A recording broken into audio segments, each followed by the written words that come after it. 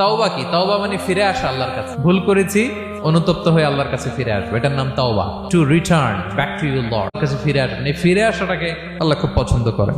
এখানেই শয়তান আর আমাদের মধ্যে পার্থক্য। শয়তান ভুল করে করছি তো করছে, ওইটার মধ্যেই সে অটল অবিচল, ক্ষমা আর চাইনি। কিন্তু আমরা সকালে ভুল করে দুপুরে মাফ চাই, দুপুরে করে রাতে মাফ চাই, আজকে ভুল করে কালকে মাফ চাই। বিষ্ণু বলেন তোমরা সবাই ভুলকারী, কিন্তু ওয়া খায়রুল খাত্তাঈন আত-তাওয়াবুন, এই ভুলকারীদের মধ্যে শ্রেষ্ঠ যে ভুল করেই তওবা করে।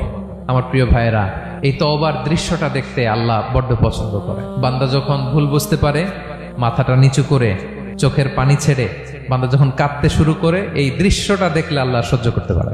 আল্লাহর রহমতের দরিয়ায় জোশ খেলে যায়, বান্দা যা চায় আল্লাহ তাই দিয়ে দেয়। তখন চোখের পানির এত বড় পাওয়ার।